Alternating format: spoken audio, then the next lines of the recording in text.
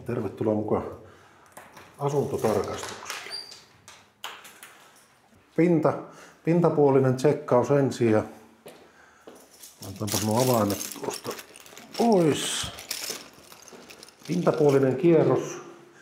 Tiedetään mitä aletaan katsoa ja kuvaamaan. Kyllä. Joo, tämä on selvästikin siivouksen tarpeessa. Näin niin pintapuolisesti me tiedän vähän tehdä työtilausta tuosta sitten. Mutta joo, me selostan nyt tuossa niin tosiaan tämän meidän muuttotarkastuskaavan. Ensimmäisenä tietenkin me katsotaan tuolta järjestelmistä, että onko tulee irtisanominen ja muutto meille ilmaantuu, niin katsotaan muuttopäivä.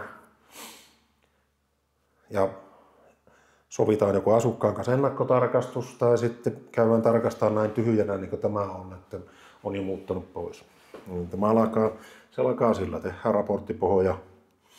Raporttipohjaa me ei voi salassapitovelvollisuuden takia tai GPDR:n takia näyttää. Siinä on ihmisten tietoja, asunnon tietoja, valokuvia, semmoisia. Mutta tämmöinen house tour me voidaan viettää. Niin me kerron samalla mitä me tarkastetaan näistä. Ja me kaivan tuolta jostakin taskulampun itselle, kun tässä varmaan joutuu vähän. Asuntoon tullaan sisälle. Niin tämä homma lähtee sillä. Ensimmäisenä otetaan valokuvat eteisestä. Tämmöiset yleiskuvat kierretään asunto. Sillain niin kuin tultaisiin uutena asukkaana tänne. Kierretään ja katsotaan, että miltä täällä näyttää. Tää on 3 huonetta keittiö, ei saunaa. Ihan ok homma. Yes. Hyvä. Kato näyttää. Kylppäri, joo.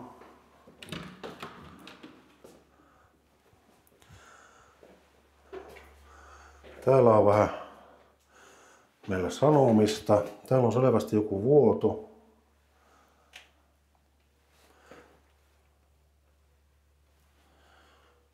No, tämä pitää kuvata.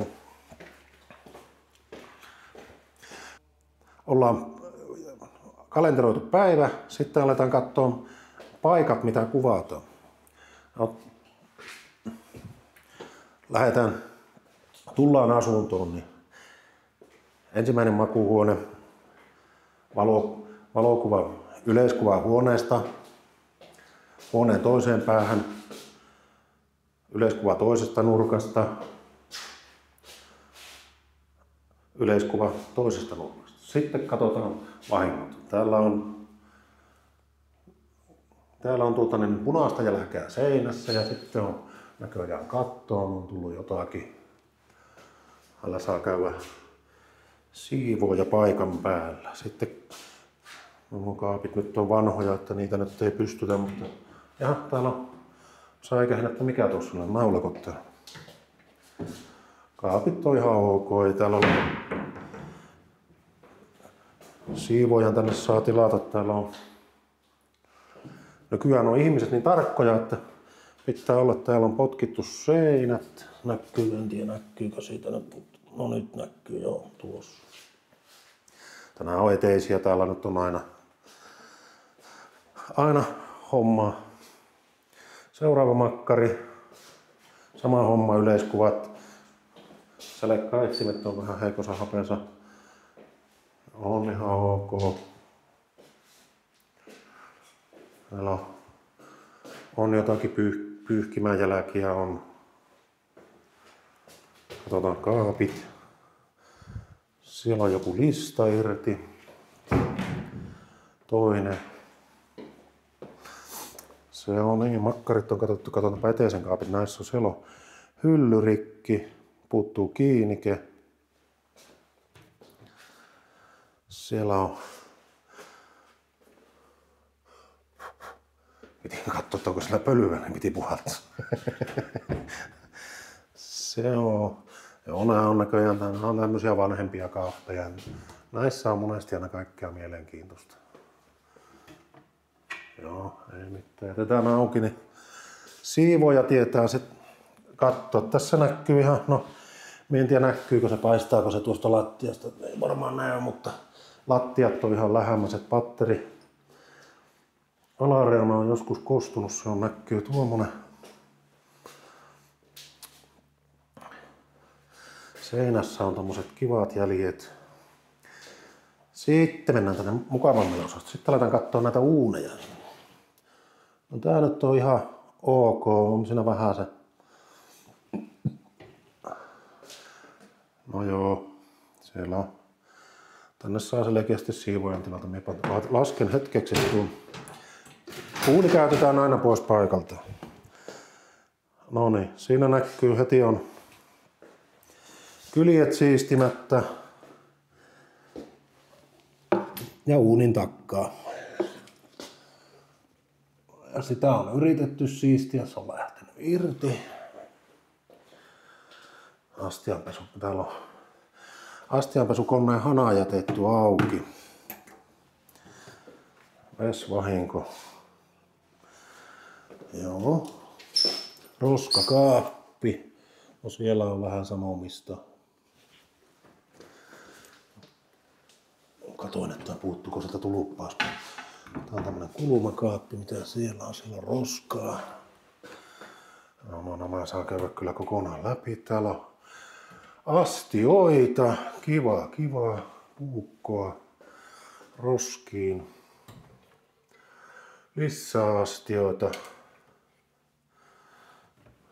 Joo. Nämä on niin, ja siellä on mausteita. Normihommia. Noin. Sitten tämä mielenkiintoinen jääkaappi. Joo. Joo.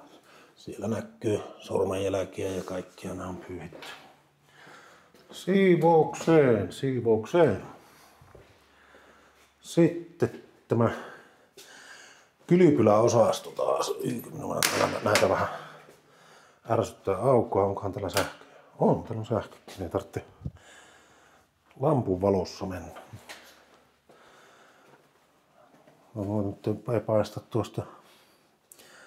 Katsotaan vähän tarkemmin tällä kertaa. Noin, se on. Joo, tänne saa. Aha, täällä on yksi kappaletta avaimia. Eli hän ei ole palauttanut kaikkia avaimia siis. Laitetaanpas tuolta sähköpäälle, otetaan tämä työkaluksi meille tänne. Sitten katsotaan tää suihkuosasto. Siinä on ensimmäisenä paistaa silmään tuo kaappi. Kaappi menee uusiksi. Täällä on sama homma. Mä saan siivota. Täällä on aina kans kaikkea. Joo, se siivoukseen. Siivous. Harmi, tämä oli voi hyvänen. No niin. Semmonen. Sitten katsotaan tämä hana sekoittajat. No joo, oli. Katsotaan. Ja kaivoon, siellä on pohjalla 10 senttiä. Rahaa. Sammutetaanpa valokin, me nähdään. Kattoa, joo, tämä on ihan, en tiedä näkyykö se teille sinne, mutta kalakkinen, joo, ja pastillinen. Joo, se menee pessu, se on selvä. Ei mitään. Sitten olokkari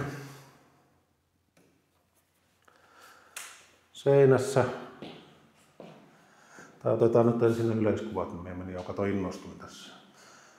Ja taas tänne huoneen nurkkaan ja yleiskuva asunnosta. Sitten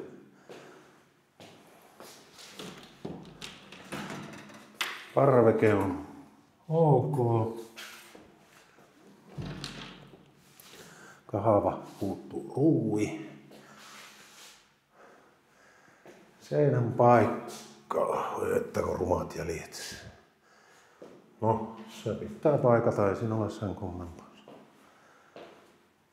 Pyyhitty. Joo. Semmosta. Siellä on joo. Tää nyt menee paikkamaalauksella.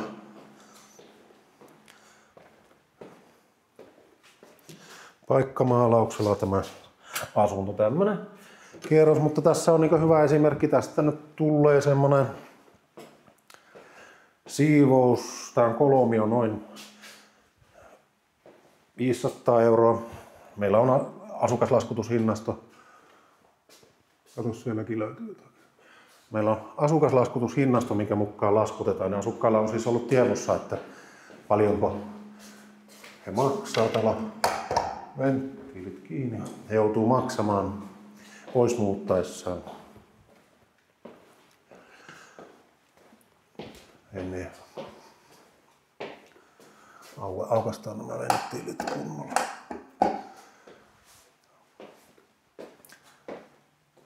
Niin, paljonko ne joutuu maksamaan pois muuttaessaan, eli tulee vakuuspidätyksiä. Se on tästä nyt semmonen, tän on näiden maalauksien kanssa, niin varmaan semmonen 700–800 kaikkinensa. Että tosiaan kannattaa katsoa, kun muutatta, niin nämä siivous nykyään on mennyt niin tarkaksi, että niitä katsotaan, ja kaappien tyhjennys, siitäkin on laskutettava kuitenkin tuntityötä, meitä laskutetaan siitä, hellan putsaus tunti, jääkaappitunti plus se siivous. Niin, no se on se 700 sitten. Pakettiin tää muuttohomma. Se on ensimmäisenä meille tulee ilmoitus irtisanomisesta.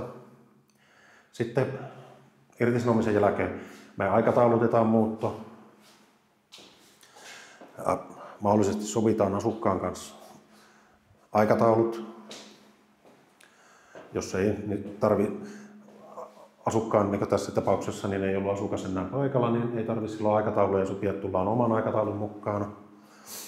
Tehdään raportti, mitä ei voinut näyttää. Sitten kuvataan nämä kaikki virheet, yleiskuvat virheet ja tehdään vakuuspidätykset. Ja tässä tapauksessa mennään yli tonnin, on näköjään avain palauttamatta, niin se on sarjoitukseen menee tämä touhu. Ei siinä sen kummempaa. Vinkit vielä sitten näin loppuun, että mitä kannattaa tosiaan katsoa, että mistä tulee yleisimmin, niin uunin sivut, uunin taus. Sitten on rasvasuodin, kaikki yleensäkin kodinkonne ja yleensäkin tämmöinen siisteys. Suihkutilat, WC on sama homma, niitä katsotaan aika tarkoin, lattiakaivo, yleinen siisteys. Mutta tämmönen tapaus tällä kertaa. Niin ei mitään, minun pitää rientää seuraavaan paikkaan.